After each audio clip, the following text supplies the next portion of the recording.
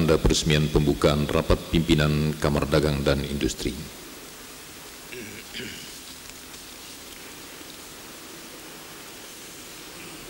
Bismillahirrahmanirrahim.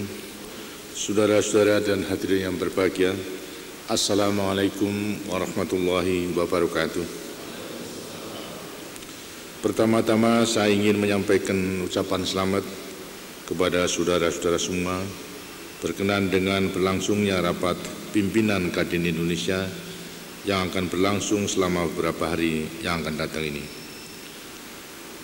Saya menilai pertemuan saudara-saudara ini penting dan diselenggarakan pada saat yang tepat. Ada dua alasan mengapa saya katakan demikian. Pertama, rapat pimpinan ini merupakan rapat pimpinan terakhir periode kepengurusan Kadin 1988-1992. Kedua, rapat ini berlangsung pada saat bangsa kita bersiap-siap memasuki babak baru dalam pembangunan, yaitu pembangunan jangka panjang tahap kedua. Waktu yang tersedia bagi kita untuk mengakhiri Republik Tang 5 yang merupakan tahap akhir pembangunan jangka panjang tahap pertama tinggal 1 tahun lagi. Dalam masa 1 tahun ini kita harus berhasil memperkokoh kerangka landasan pembangunan kita agar pada Republik Tang 6 nanti tekad kita untuk mulai memasuki era tinggal landas benar-benar dapat terwujud. Sebagaimana yang sering saya ingatkan, masa tinggal landas merupakan masa yang kritis. Pengalaman berbagai bangsa menunjukkan bahwa kegagalan dalam masa tinggal landas akan mengakibatkan kemunduran demi kemunduran. Sebaliknya, keberhasilan dalam memasuki tahap tinggal landas akan memacu proses pembangunan yang berkelanjutan dengan kekuatannya sendiri.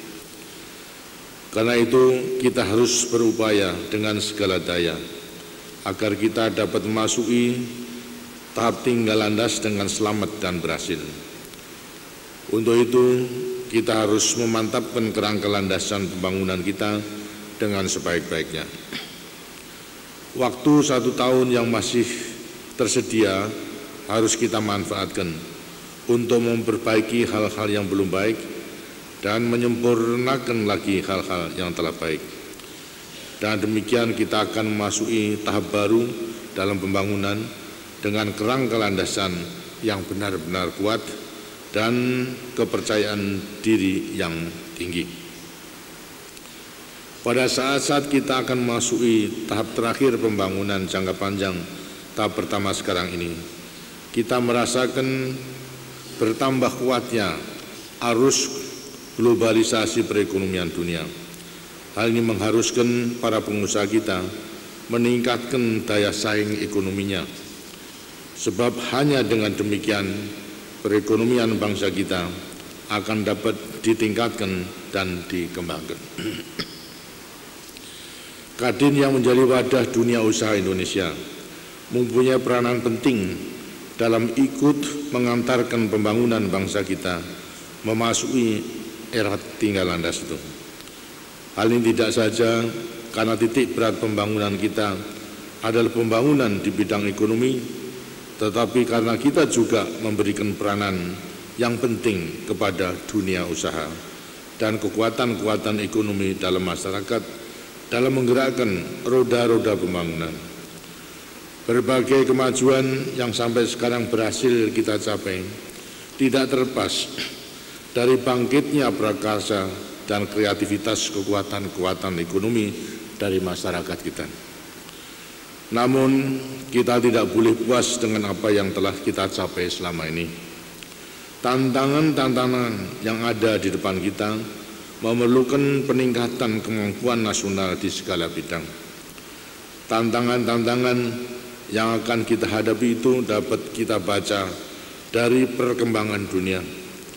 Tantangan-tantangan tadi juga dapat kita rasakan dari gerak majunya pembangunan maupun dari berbagai masalah yang belum dapat kita atasi sepenuhnya.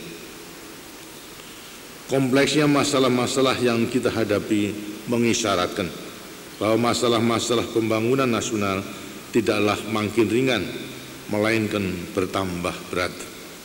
Semua tantangan tadi hendaknya kita hadapi dengan optimisme yang dilandasi dengan kemampuan nasional yang makin meningkat. Hanya dengan cara yang demikianlah semua tantangan tadi akan membawa manfaat yang positif bagi bangsa kita dalam mewujudkan cita-cita kemerdekaan, yaitu masyarakat yang adil dan makmur berdasarkan Pancasila. Dunia usaha hendaknya menyiapkan diri sebaik-baiknya dalam menghadapi tantangan-tantangan tadi. Setidak-tidaknya ada dua hal yang sangat mendasar yang harus menjadi pendirian dunia usaha dalam upaya mengembangkan usahanya dan menghadapi tantangan bersama itu. Pertama, dunia usaha kita harus tetap teguh berpegang pada Pancasila dan Undang-Undang Dasar 45, arti bahwa kita harus terus berusaha menciptakan sistem perekonomian yang bersifat kekeluargaan dan menuju pada keadilan sosial. Pasal 33 Undang-Undang Dasar menegaskan mengenai asas dan sendi-sendi dasar perekonomian nasional yang harus kita pegang teguh. Di sana diamanatkan bahwa pembangunan ekonomi kita bertujuan untuk memajukan kesejahteraan sosial bagi seluruh masyarakat Indonesia. Karena itu tidak bisa lain, pembangunan ekonomi harus mewujudkan dan selalu memperkuat terwujudnya keadilan sosial tadi. Pasal 33 Undang-Undang Dasar mengandung arti bahwa kemakmuran masyarakatlah yang diutamakan, bukan kemakmuran orang seorang. Karena itu pula maka cabang produksi yang penting bagi negara dan yang menguasai hajat hidup orang banyak harus dikuasai oleh negara.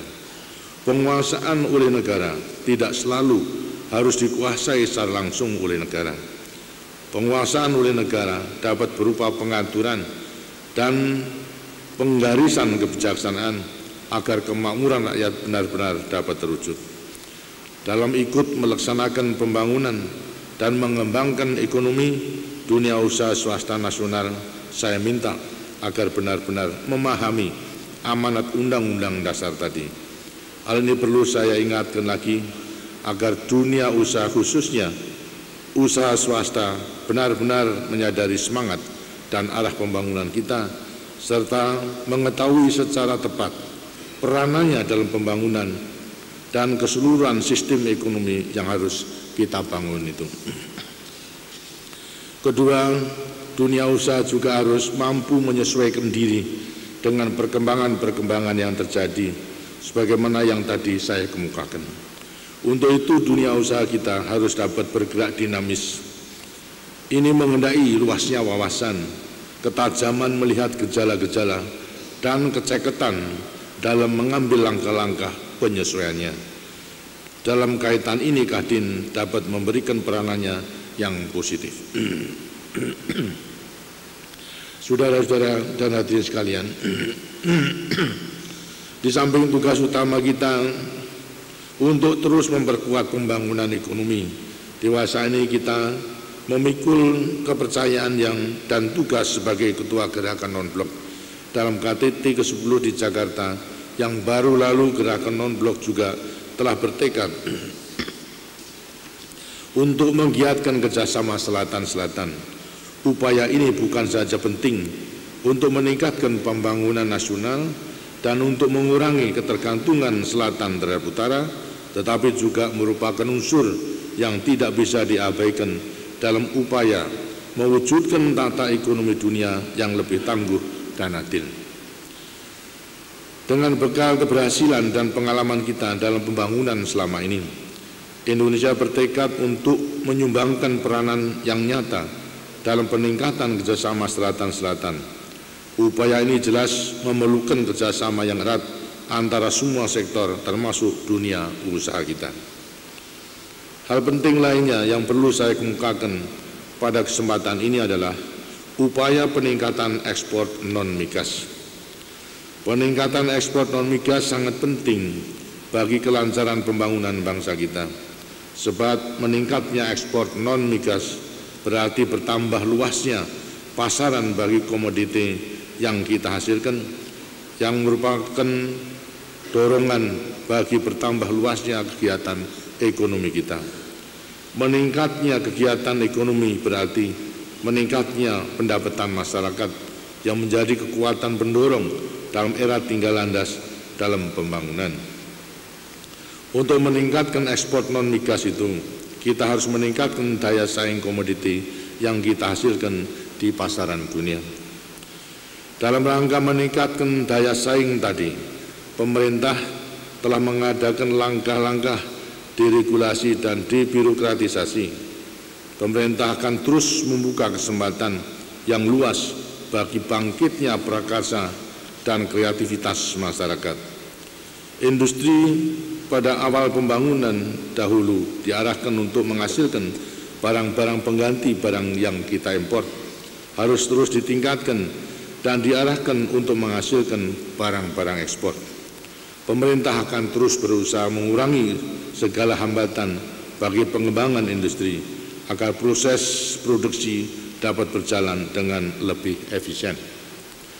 Meskipun ekspor non-migas kita telah berhasil kita tingkatkan, namun upaya kita untuk terus meningkatkannya sama sekali tidak boleh mengendur. Untuk itu, upaya-upaya yang selama ini telah kita laksanakan harus kita tingkatkan lagi.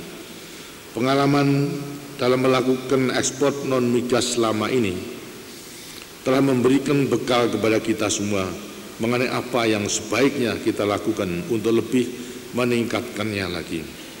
Hal-hal yang menjadi hambatan perlu kita amati secara teliti dan kita atasi bersama. Sedangkan hal-hal yang dapat memperkuat daya saing barang-barang kita di pasaran dunia perlu kita tingkatkan. Pengalaman berharga yang telah diperoleh para pengusaha kita, besar maupun kecil, telah memberikan contoh nyata mengenai apa yang dapat dilakukan oleh para pengusaha lain untuk menembus pasar di luar negeri. Bahkan para pengusaha yang telah melakukan ekspor dengan berhasil baik perlu ikut memberikan informasi kepada para mitra dagangnya di luar negeri tentang betapa luasnya hal-hal yang telah dikerjakan oleh para industriawan kita di sini. Dengan memberikan informasi mengenai kemampuan pengusaha kita akan makin banyak menarik minat para pengusaha di luar negeri terhadap barang-barang produksi kita. Saudara-saudara dan hadirin sekalian, saya mengharapkan agar waktu yang terbatas di dalam rapat pimpinan ini dapat saudara-saudara gunakan sebaik-baiknya sehingga tujuan rapat pimpinan ini benar-benar dapat terwujud. Kesungguhan saudara-saudara amat penting karena kita tidak mempunyai banyak waktu lagi untuk memantapkan kerangka landasan pembangunan. Taruhannya besar, seperti yang telah saya katakan pada awal penggalan saya. Dengan mengucapkan selamat melakukan rapat pimpinan kepada saudara-saudara semua, dengan mohon kepada Tuhan Yang Maha Esa, semoga memberi kita kekuatan lahir dan batin dalam mengemban tugas-tugas besar di hadapan kita. Maka akhirnya saya nyatakan rapat pimpinan Kamar Dagang dan Industri Indonesia secara resmi dibuka. Terima kasih. Wassalamualaikum.